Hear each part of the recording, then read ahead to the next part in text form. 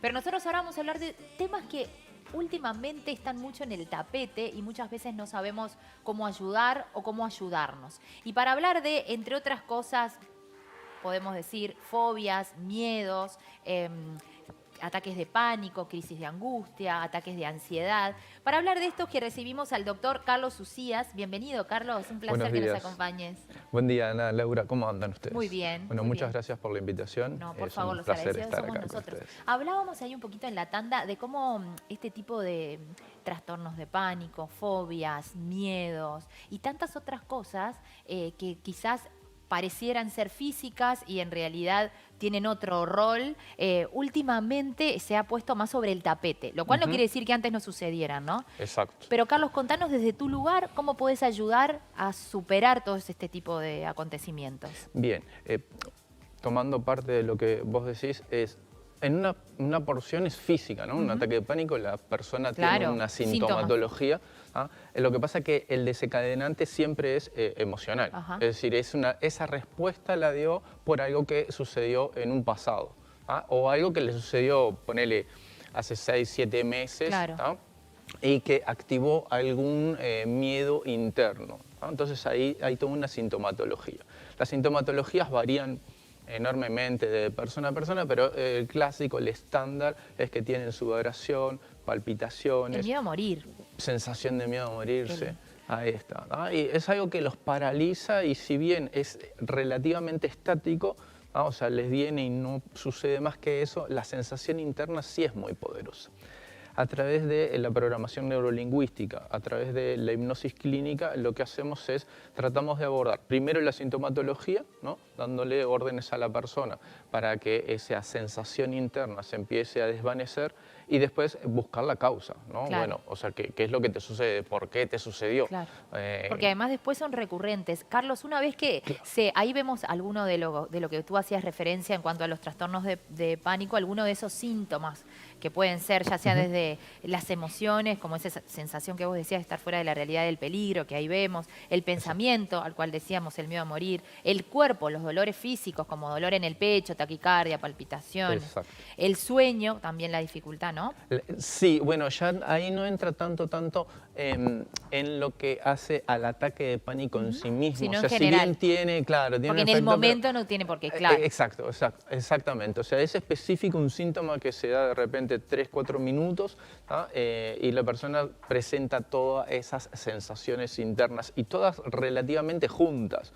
A veces, cuando en realidad no es ataque de pánico, que es una anticipación de lo que podría suceder, le vienen partes de esos síntomas. Claro. Entonces lo que tenemos que tratar de diferenciar es, una cosa es el ataque de pánico en sí Concreto. mismo, exacto, y otra cosa es la anticipación. Y tratamos los dos aspectos, el ataque de pánico y la anticipación. Lo interesante es que el ataque de pánico lo podemos solucionar relativamente rápido. 3, 4 sesiones logramos desvanecer el ataque de pánico. Sin embargo, la anticipación no. Nos cuesta mucho más trabajo porque la persona está constantemente a la expectativa de lo que va le a pasar. podría suceder. Totalmente. Cuando hablas que lo podemos resolver, que en un par de sesiones, ¿de qué estamos hablando? ¿Qué es lo que se trabaja? ¿Qué es lo que tú trabajás para combatir esto, Carlos? Bien, yo primero evalúo cuál es la causa, o sea, cuánto tiempo tuvo la persona el ataque de pánico antes de llegar a mí. Generalmente son 2 años, 3 años, 5. Ok, y que pasó por diferentes terapeutas, ¿no? Y no logran la solución. Entonces ya más o menos vos ahí te haces una idea, ok, o sea, nadie abordó lo que podría ser la raíz. Lo que hago en esa instancia es tratar de hacer que la persona recuerde cuándo empezaron esos síntomas. A través de las regresiones a la infancia, ¿no? Buscamos cuál es la raíz del miedo. Y todo empieza de repente cuando, no sé, si tomamos un paciente de 50 años, que cuando tenía 30 años le pasó X cosa, pero de ahí, de los 30, salta a los 7. Entonces eso viene también con anterioridad. Imagínate, Claro. claro, es que hay una emoción que, a ver, la emoción primaria es el miedo, después nosotros nos vamos tratando de adaptar a lo que nos va sucediendo, ¿tá? Y después se va transformando ese miedo pasa a ser inseguridad, angustia, falta de autoestima y un día se desencadena completamente y bueno, y toda esa línea de tiempo que hace a lo que es el miedo en sí mismo se activa y tenés todos los eventos. Y lo mismo también pasa con las fobias, porque hacías referencia también a que se trabaja con ellas. Sí, la fobia es bastante más sencillo, es bastante más fácil y no hay tanto, no es tan compleja la sintomatología. Eso generalmente es algo estático, es una representación que tiene la persona en su mente, tanto sea para cruzar un puente, que tiene miedo a una araña, que tiene miedo a la sangre o que tiene miedo a vacunarse, que eso sucedió bastante ahora, ¿no?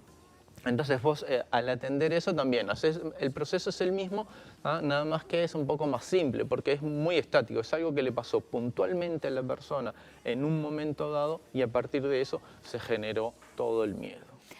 Carlos, no quiero dejar de preguntarte por el libro. Habíamos visto allí algunas imágenes sobre fibromialgia, el dolor está en el alma. Exacto. ¿Qué pasa con eso? Porque también la fibromialgia es algo que también ha estado sobre el tapete en los últimos tiempos. Perfecto. La fibromialgia son dolores en las zonas blandas del cuerpo, eso es bastante conocido. Sí.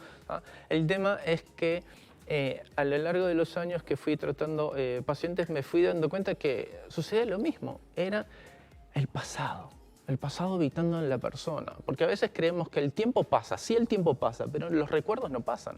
Entonces esas memorias se guardan en la kinestesia, en el cuerpo, en tus emociones y después se activan.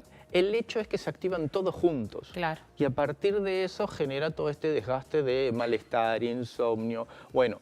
Tantos otros síntomas. Exacto, pero detrás de todo lo que es fibromialgia vos siempre tenés depresión, angustia, abusos, violencia. O sea, que hay un historial que está cargando esa persona. Y otra vez volvemos a hacer más de lo mismo, hacemos una regresión y tratamos de reparar los diferentes eventos.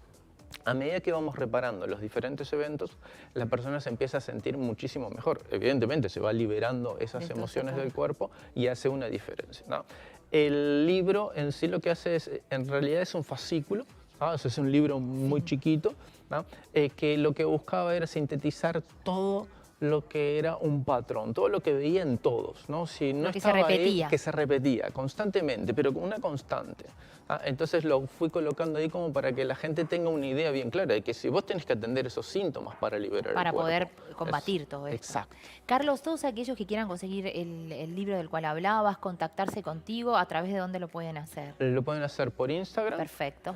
A Dr. Carlos Ucías o Carlos Ucías. Y si no, en YouTube también, en el canal tuyo de YouTube, para conocer un poquito más, porque esto fue solamente un pantallazo del trabajo de Carlos, sin duda alguna te vamos a estar molestando en otra oportunidad para seguir conociendo un poco más, porque esto es muy amplio y está bueno que la gente sepa que no es algo aislado, que le sucede a tantos otros y poder hablarlo creo que también ayuda a poder afrontarlo y poder superarlo, ¿no? Exacto, sin duda que hay que expresarlo y a la vez también saber que hay técnicas que te pueden ayudar a hacer una liberación y que no es solo algo físico, que por más que tomes una pastilla no te vas a sentir resolver. bien, claro, te vas a sentir bien por un tiempo, dejaste de tomar la pastilla y otra vez tenés los dolores. Entonces necesariamente, no lo resolviste. Exactamente, tenés que hacer algo, buscar en la raíz de tu cuerpo, bueno, esas emociones, ¿no? Carlos, un placer, muy Gracias claro, muy específico, así que bueno, todos aquellos que quieran contactarse con él, como bien decía, Dr. Carlos Ucías en Instagram y también en su canal de YouTube. En YouTube. Muchísimas gracias, Carlos. Gracias a ustedes. Una excelente semana.